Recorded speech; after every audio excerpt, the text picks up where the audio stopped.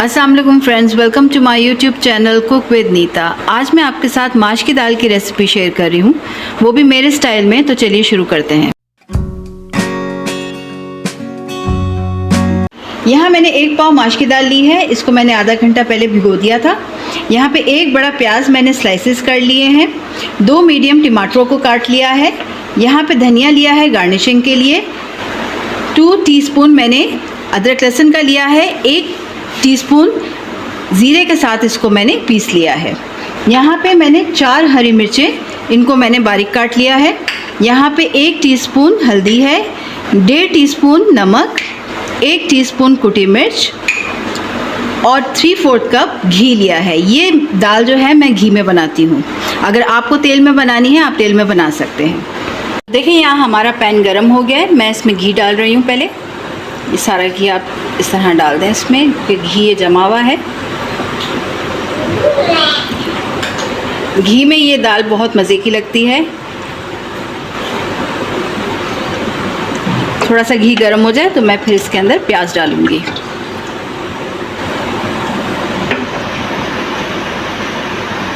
यहाँ घी गर्म हो गया है और अब मैं इसके अंदर ये प्याज डाल रही हूँ।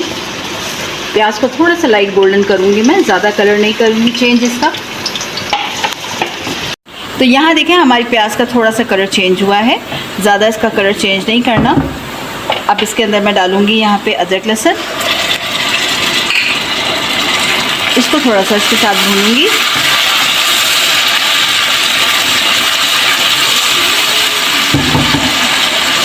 अब इसमें मैं सारे मसाले डालूँगी, हल्दी, नमक, कुटी मिर्च, हरी मिर्च और साथ ही यहाँ पे जो मैंने टमाटर रखे हुए थे वो इसमें डाल दूँगी।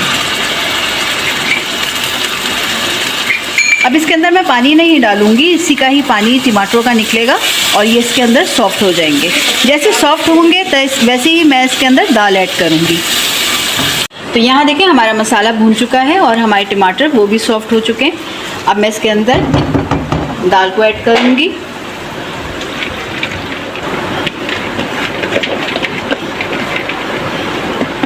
ये सारी दाल मैं इसमें डाल दूँगी।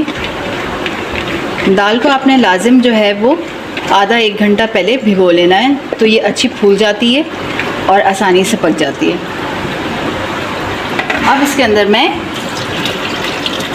आधा ग्लास पानी डालूँगी और इसको धीमी आंच पे पकने के लिए छोड़ दूँगी जब तक कि हमारी दाल सूख जाएगी और गल भी जाएगी।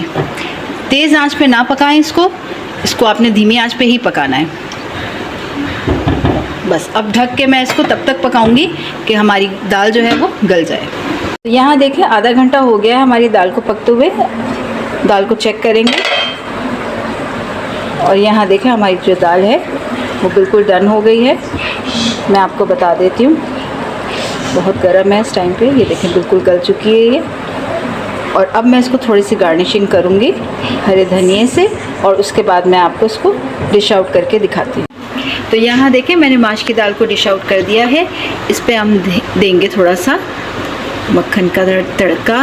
आप इस तरह मक्खन डालें, ये बहुत मज़े की लगती है। और साथ ही यहाँ पर थोड़ा सा धनिया डालेंगे। तो यहाँ देखें मैंने अपनी रेसिपी को डिश आउट कर दिया है। अगर आपको मेरी ये रेसिपी पसंद आई हो तो मेरे चैनल को लाइक करें, कमेंट सेक्शन में बताएं कि आपको मेरी ये रेसिपी कैसी लगी। सब्सक्राइब करना ना भूलें ताकि आप लोगों के लिए इस तरह की डिशेस मैं लाती रहूं। तब तक के लिए अल्लाह हाफिज़।